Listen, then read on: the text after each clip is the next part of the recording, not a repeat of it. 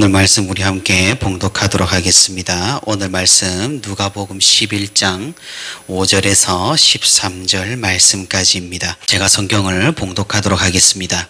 또 이르시되 너희 중에 누가 벗이 있는데 밤중에 그에게 가서 말하기를 벗이여 떡 세 덩이를 내게 구워달라. 내 벗이 여행 중에 내게 왔으나 내가 먹일 것이 없노라 하며 그가 안에서 대답하여 이르되 나를 괴롭게 하지 말라. 문이 이미 닫혔고 아이들이 나와 함께 침실에 누웠으니 일어나 내게 줄 수가 없노라 하겠느냐. 내가 너희에게 말하노니 비록 벗됨으로 인하여서는 일어나서 주지 아니할지라도 그 간청함을 인하여 일어나 그 요구대로 주리라. 내가 또 너희에게 이르노니 구하라 그러면 너희에게 주실 것이요 찾으라 그러면 찾아낼 것이요 문을 두드리라 그러면 너희에게 열릴 것이니 구하는 이마다 받을 것이요 찾는 이는 찾아낼 것이요 두드리는 이에게는 열릴 것이니라. 너희 중에 아버지 된 자로서 누가 아들이 생선을 달라는데 생선 대신에 뱀을 주며 알을 달라 하는데 전갈을 주겠느냐. 너희가 악할지라도 좋은 것을 자식에게 줄 줄 알거든. 하물며 너희 하늘 아버지께서 구하는 자에게 성령을 주시지 않겠느냐 하시니라. 아멘. 네, 오늘도 주님의 은혜를 사모하여서 이렇게 새벽기도 현장에 오신 우리 성도 여러분 진심으로 환영하고 또 축복합니다. 오늘 말씀을 통하여서 또 우리의 기도를 통하여서 하나님의 뜻에 우리의 뜻이 맞추어지는 그런 놀라운 역사가 있기를 소망합니다. 우리가 지난번 말씀에서 살펴봤듯이 예수님께서는 우리에게 어떻게 기도를 해야 하는지에 대해서 알려주셨습니다.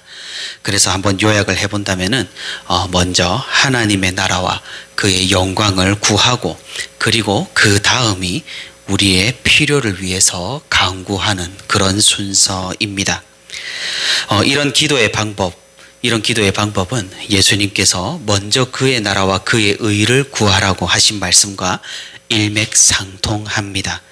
그래서 우리는 주기도문을 무슨 주문을 외우는 듯이 하는 것이 아니라 주님께서 가르쳐 주신 기도의 방법과 단계로 받아들이는 것이 바람직하다고 할 수 있겠습니다. 오늘 말씀에서 예수님께서는 우리의 간구에 대해서 좀 구체적으로 말씀을 해 주십니다. 어떤 이야기를 비유로 들어서 하나님께 간구를 어떻게 해야 하는지 또한 우리가 무엇을 간구해야 하는지를 알려주십니다. 신앙생활을 하다 보면 우리는 하나님께 많은 것을 요구하기 마련입니다.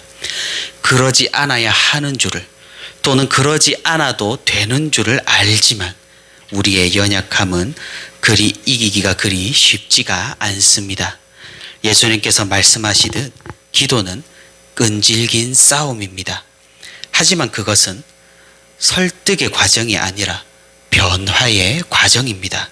오늘 말씀을 통하여서 주님께서 알려주신 그대로 우리의 기도가 변화되고 우리의 마음이 감화되기를 소망합니다. 예수님께서는 제자들에게 이어서 어떤 이야기를 들려주십니다. 어떤 사람에게 밤늦게 손님이 찾아왔는데 대접할 음식이 없는 겁니다. 그 당시 그 지역에서는 손님이 찾아온다면 관대하게 음식을 내어주는 것이 사회적 관례였습니다. 그래서 이 사람은 굳이 근처에 사는 친구 집으로 찾아갔습니다.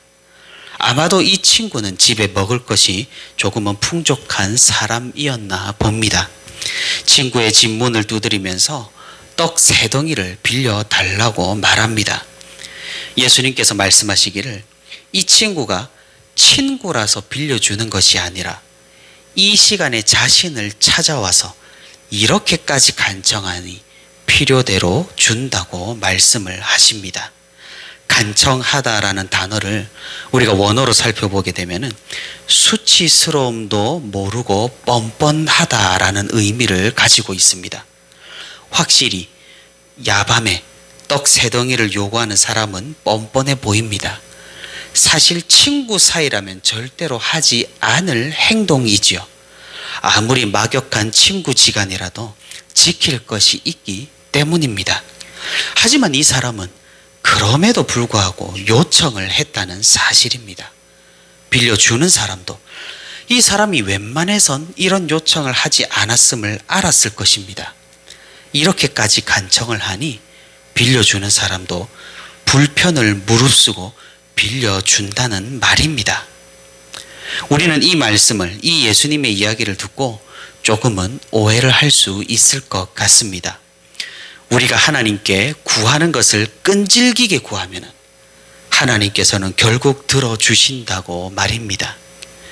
우리의 뜻과 하나님의 뜻이 맞지 않는다 하더라도 우리가 간절히 간청하면 하나님께서 자신의 뜻을 돌이키신다고 생각할 수가 있습니다. 하지만 이런 생각은 잘못된 생각입니다. 하나님의 주권은 빈틈이 없으며 하나님의 섭리는 돌이킴이나 후회가 없으십니다. 우리는 의문을 가질 수도 있겠습니다. 왜냐하면 성경을 보게 되면 하나님께서 후회하신다라는 말씀을 간혹 어떤 상황에서는 하시기 때문입니다. 우리가 잘 알다시피 노아에게 방주를 만들라고 명령을 하실 때 하나님께서는 사람을 만드신 것을 후회하신다고 그렇게 표현을 하셨습니다. 사울을 왕으로 세운 것을 또 후회하신다고 사무엘에게도 말씀을 하셨습니다. 니느웨를 심판하겠다고 요나에게 말씀을 하셨지만 하나님께서는 오히려 회개하는 백성들을 구원해 주심으로 그 뜻을 돌이키신 것도 우리는 알고 있습니다. 우리는 이런 성경의 예시들을 보며 하나님께서 자신의 뜻을 돌이키신다고 생각할 수가 있겠습니다.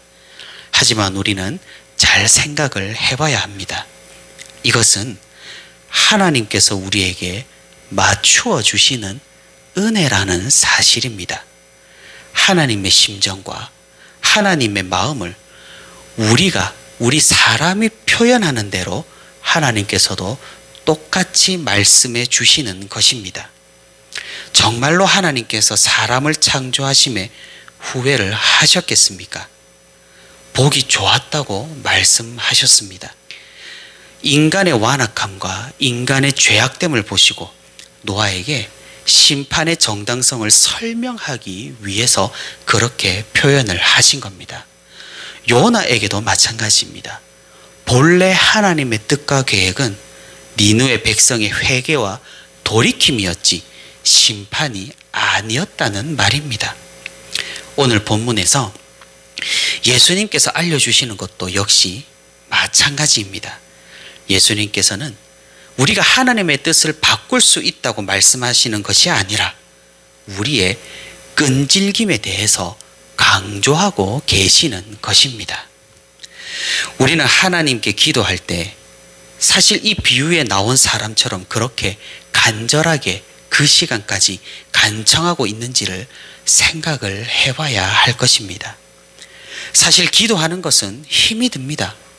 오래 앉아 있어 계속해서 하나님께 구하는 것은 쉽지 않은 일입니다. 어떤 사람은 3분 정도 기도하면 기도할 것이 없다고 투덜대기도 합니다.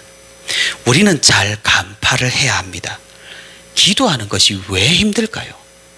끈질기게 기도하는 것이 왜 그토록 하기 어려운 일이냐는 사실입니다. 우리는 흔히 조금 힘들다고 하면은 그냥 멈추기 일쑤입니다. 내가 왜 힘든 건지, 어떻게 하면 힘들지 않을지를 잘 생각하지 못하는 것 같습니다. 기도는 분명하게도 영적 싸움 내지는 영적 전투입니다. 그러니 당연히 기도가 힘듭니다. 분명하게도 방해하는 세력이 있기 때문입니다.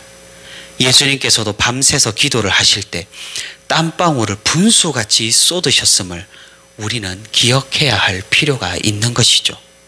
그러니 예수님께서는 오늘 그 힘들고 어려운 기도를 끈질기게 간청함으로 쿨하지 못하게 어쩌면 뻔뻔스럽게 계속해서 하라는 말씀인 것입니다. 우리가 이 비유에서 한 가지 더 교훈을 끌어내자면 떡을 구하는 사람의 적극성입니다. 제 아무리 손님이 밤중에 방문을 했다고 하더라도 집에 먹을 것이 없다면 식사 대접하기가 힘들 것입니다. 오히려 밤중에 방문한 손님을 탓하면서 수동적으로 방관하기 쉽다는 사실입니다. 하지만 이 사람은 방문한 사람을 대접하기 위해 굳이 이웃을 찾아가고 굳이 이 이웃을 깨우고 굳이 떡을 빌려왔다는 것이죠. 이것은 무엇을 의미할까요? 끈질긴 기도가 우리에게 주는 유익을 말합니다. 기도는 우리를 변화시킵니다. 우리는 신앙생활을 하면 참으로 무미건조해지기가 쉽습니다. 수동적인 방관자로 교회 구석을 떠돌기가 쉽다는 말입니다. 그것은 겸손과는 거리가 멉니다. 기도는 우리를 적극적인 동참자로 거듭나게 합니다. 기도를 하면 우리는 하나님의 뜻을 발견할 수 있습니다. 우리의 뜻과는 비교할 수 없는 그 높으신 뜻을 말입니다. 우리는 기도를 통해서 나의 뜻과 생각이 아니라 하나님의 뜻과 계획에 집중하게 됩니다. 그렇게 된다면 우리는 이전보다 더 적극적일 수밖에 없습니다. 아직도 우리의 모습이 교회에서 수동적이고 방관자 같다면 우리는 기도 생활을 한번 점검할 필요가 있다는 사실입니다. 예수님께서는 마지막으로 우리가 무엇을 구해야 하는지를 알려주십니다. 우리는 먼저 우리의 생각대로 기도를 시작합니다. 구하라 그러면 주실 것이요, 찾으라 찾을 것이요, 두드리라 열릴 것이라는 말씀을 생각하며 무작정 기도하며 간구합니다. 하지만 우리가 잘 알다시피 우리는 정작 우리가 가장 필요로 하는 것이 무엇인지 잘 알지 못한다는 사실입니다. 그저 필요한 것, 그저 유익한 것, 당장 쓸모 있는 것을 우리는 구하길 마련입니다.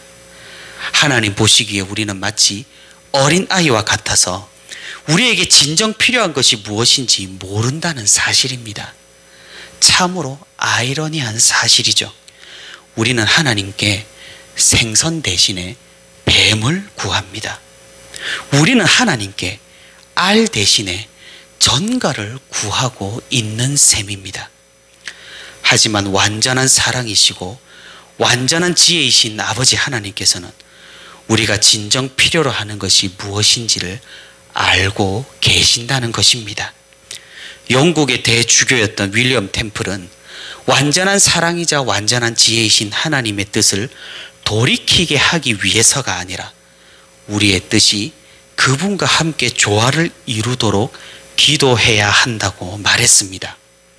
기도는 하나님을 설득하는 작업이 아니라 우리가 감화되고 우리가 진정 필요로 하는 것이 무엇인지를 깨닫는 과정입니다. 하나님께서 이미 과거에 주신 약속들을 우리에게도 또한 이루어 달라고 이 말씀을 근거로 간구하는 것이 바로 기도입니다. 예수님께서는 오늘 13절에 확증적으로 말씀을 합니다. 너희 하늘 아버지께서 구하는 자에게 성령을 주시지 않겠느냐? 무슨 말씀입니까? 우리가 구해야 하는 것이 다른 것이 아닙니다. 우리는 성령 하나님과 동행을, 그리고 성령 하나님의 속삭임을 구해야 한다는 말씀입니다. 우리에게 진정으로 필요한 것은 다른 것이 아니라 바로 성령 하나님의 임재라는 사실입니다. 그 나머지 것들은 모두 더해 주시겠다는 믿음과 함께 말입니다. 말씀을 맺도록 하겠습니다. 우리는 어떻게 보면 참으로 믿음이 있다고 말하면서 믿음 없게 기도하는 경우가 많은 것 같습니다. 우리가 구해야 할 것이 무엇인 줄 알면서도 우리는 사정이 급하다 보니 엉뚱한 것을 구할 때가 많다는 사실입니다. 하지만 우리가 앞서 찬양한 대로 우리는 주님의 얼굴을 보는 것을 구해야 할 것입니다. 우리의 생각과 뜻이 아니라 하나님의 뜻과 계획을 구해야 할 것입니다.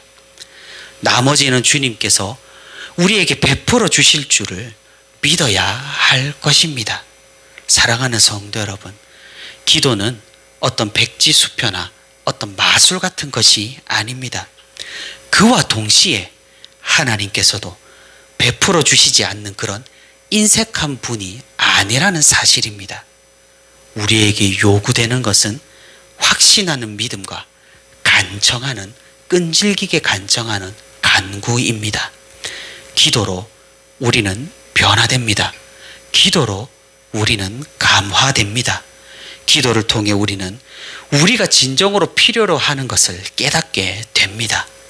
우리의 기도 내용이 바뀌고 우리의 간구하는 내용이 달라지기를 바랍니다.